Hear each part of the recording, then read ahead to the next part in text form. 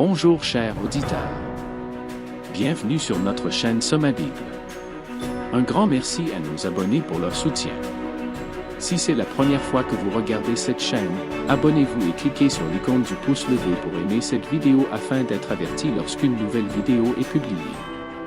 Nous sommes ravis de partager avec vous le résumé de la leçon 9 pour le premier trimestre 2024. Le titre de cette leçon: Béni soit celui qui vient au nom du Seigneur. Prions. Notre Père qui est aux cieux, merci pour cette leçon. Aide-nous à la comprendre. Seigneur, aide-nous à mettre en pratique ce que nous apprenons. Au nom de Jésus, nous te prions. Amen. Notre texte clé se trouve dans le psaume 118, versets 22 à 23. La pierre qu'ont rejetée ceux qui bâtissaient est devenue la principale de l'angle. C'est de l'Éternel que cela est venu, c'est un prodige à nos yeux. Chers auditeurs, les psaumes témoignent de la personne et du ministère du Christ. Presque tous les aspects de son œuvre dans le plan du salut sont vus dans les psaumes. De diverses manières, la vie et l'œuvre du Christ y sont préfigurées et prédites, souvent avec une précision remarquable. Les sujets révélés dans les psaumes comprennent la divinité du Christ, sa filiation, son obéissance, son zèle pour le temple de Dieu, son identité en tant que bon pasteur, sa trahison, sa souffrance, le fait que ses os ne soient pas brisés, sa mort, sa résurrection, son ascension, son sacerdoce et sa royauté. Tout est là, comme prédit plusieurs siècles avant que Jésus ne vienne en chair et en os. Il n'est pas étonnant que, par exemple, en parlant de son ministère, Jésus ait renvoyé ses disciples aux psaumes lorsqu'il s'est adressé à eux sur la route d'Emmaüs. Il voulait qu'ils trouvent dans les psaumes la preuve de ce qu'il était. Dans cette leçon, nous aborderons les 5 points suivants. Le berger divin qui se sacrifie. Le Messie souffrant. Fidèle à jamais à son alliance. Roi éternel d'une puissance inégalée. Prêtre éternel dans l'ordre de Melchizedek. Leçon du dimanche. Le divin berger qui se sacrifie. La leçon du dimanche approfondit la représentation symbolique de Dieu en tant que berger et de son peuple en tant que brebis. Elle explore la riche imagerie des soins pastoraux, où le rôle du berger va au-delà de la simple fourniture pour englober l'orientation, la protection et la connaissance intime de chaque brebis. En examinant des passages bibliques tels que le psaume 80, verset 1, et Jean 10, versets 11 à 15, vous comprendrez que Jésus se présente lui-même comme le bon berger qui donne sa vie pour ses brebis. Cette description souligne l'amour sacrificiel de Jésus et son engagement sans pareil pour le bien-être de ses disciples. En outre, la leçon explore le contexte historique de la fonction de berger, en particulier dans les anciennes cultures du Moyen-Orient, pour illustrer la signification profonde de la relation entre le berger et les brebis. Elle établit des parallèles entre les bergers terrestres et le divin berger, soulignant le rôle unique de Dieu en tant que gardien et protecteur ultime de son troupeau. Cette leçon est un rappel poignant de l'amour inébranlable de Dieu, de ses conseils et de ses provisions pour son peuple, ainsi que du pouvoir transformateur de l'acte sacrificiel de Jésus en tant que bon pasteur. Chers auditeurs, nous sommes encouragés à réfléchir à notre relation avec Dieu et à son désir profond de communion intime avec chaque croyant. Leçon de lundi, le Messie souffrant. La leçon de lundi porte sur la profonde prophétie messianique contenue dans le psaume 22, qui dépeint de façon saisissante l'agonie et l'abandon vécus par Jésus lors de sa crucifixion. Contrairement à de nombreux autres psaumes qui expriment une profonde angoisse, le psaume 22 se distingue comme une prophétie directe sur la souffrance du Christ, avec des détails qui s'alignent parfaitement sur les circonstances de sa mort. Jésus lui-même a cité le premier verset du psaume 22 alors qu'il était sur la croix, soulignant son importance pour décrire sa profonde agonie spirituelle et sa séparation d'avec le Père alors qu'il portait les péchés de l'humanité. Malgré cette souffrance inimaginable, l'unité entre le Père et le Fils est restée intacte, démontrant la profondeur de leur unité. Le psaume décrit avec force la cruauté et l'hostilité auxquelles le Christ a été confronté lors de sa crucifixion, avec des images de taureaux puissants, de lions rugissants et de chiens. Il est remarquable qu'il dépeigne avec précision les moqueries et les actions dirigées contre Jésus, telles que les soldats divisant ses vêtements, réalisant ainsi des prophéties antérieures à la crucifixion elle-même. Cependant, le rejet et les souffrances endurées par le Messie ont finalement conduit à son exaltation et à sa résurrection d'entre les morts. Jésus, autrefois rejeté par l'humanité, est devenu la pierre angulaire du temple spirituel de Dieu, offrant le salut à tous ceux qui croient en lui. Cependant, pour ceux qui le rejettent, cette même pierre angulaire devient un symbole de jugement. Chers auditeurs, le psaume 22 nous rappelle la profondeur du sacrifice du Christ et le triomphe ultime de sa résurrection, offrant espoir et salut à tous ceux qui l'embrassent comme leur sauveur. Le titre de la leçon de mardi est « Fidèle à son alliance ». Cette leçon se penche sur l'alliance davidique, qui promet un soutien éternel à la lignée de David et la prospérité du peuple de Dieu. Malgré la fidélité de certains rois, comme David lui-même, la réalité de la faillibilité humaine a conduit à une lamentation dans le psaume 89 sur la perte apparente de ses promesses.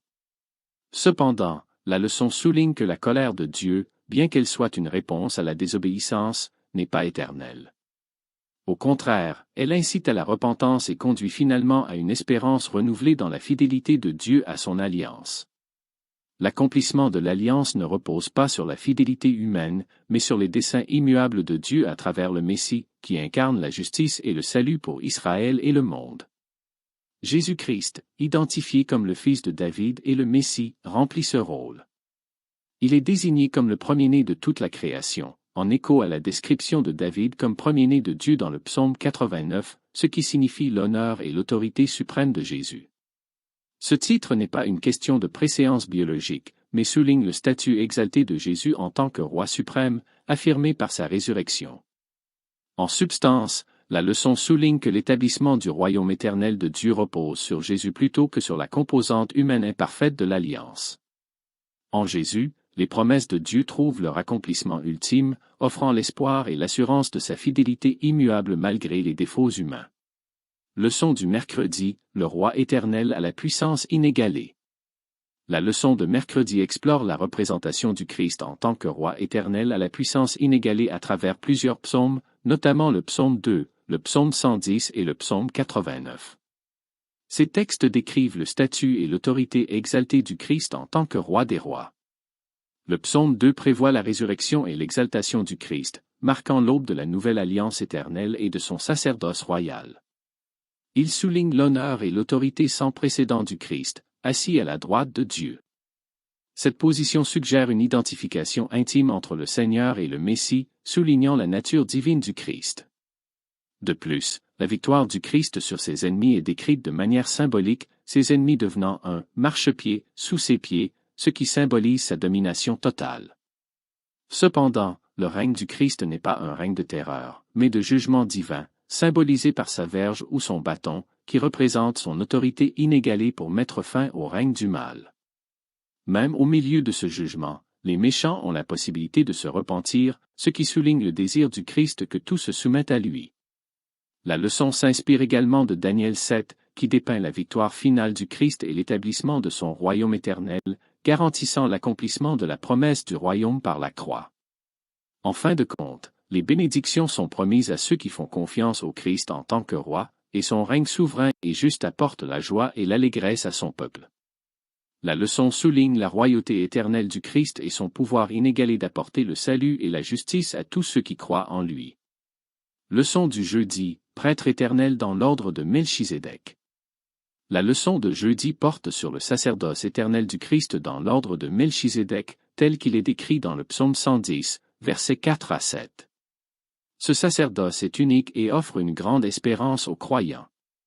La promesse solennelle de Dieu, scellée par un serment, garantit que le Messie détient non seulement une royauté éternelle, mais aussi un sacerdoce de rang supérieur, l'ordre de Melchizedek. Contrairement aux rois israélites qui ne pouvaient pas fonctionner comme prêtres lévitiques, le roi Messie, identifié dans le psaume 110, est à la fois roi et prêtre. Cette combinaison unique le distingue, car il tient son sacerdoce de Melchizedek, qui était à la fois roi et prêtre du Dieu Très-Haut à Jérusalem. Le livre des Hébreux développe les implications du sacerdoce supérieur du Christ. Son sacerdoce est fondé sur le serment de Dieu, et non sur des promesses humaines, et il sert dans le sanctuaire céleste. Contrairement aux prêtres humains, le sacerdoce du Christ n'est pas affecté par le péché ou la mort, ce qui lui permet d'intercéder pour son peuple et de le sauver éternellement. Son œuvre de réconciliation donne aux croyants l'assurance durable de demeurer en présence de Dieu, et son sacerdoce royal abolira finalement la domination du mal dans le monde. Le sacerdoce supérieur du Christ revendique l'obéissance et la confiance des croyants. Il apporte l'espoir d'un jugement ultime et d'une rédemption, car chaque nation et chaque dirigeant seront soumis au jugement royal du Christ. En substance, le sacerdoce du Christ offre aux croyants l'assurance, l'espoir et la promesse d'un salut éternel grâce à son travail d'intercession inégalé en tant que roi et prêtre. Chers auditeurs, étant à la fois les prières du Christ et les prières sur le Christ, les psaumes fournissent une révélation unique de la personne du Christ et de son ministère rédempteur en tant que celui qui est Dieu avec nous. Jésus est Dieu avec nous dans les prières d'abandon et de souffrance. Il est Dieu avec nous dans les cris de justice et de délivrance.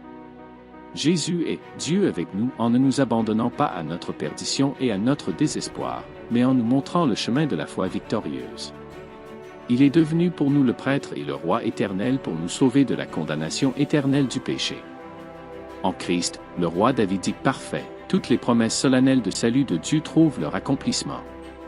C'est la fin de cette leçon. Veuillez la partager avec vos amis et votre famille. Que Dieu vous bénisse.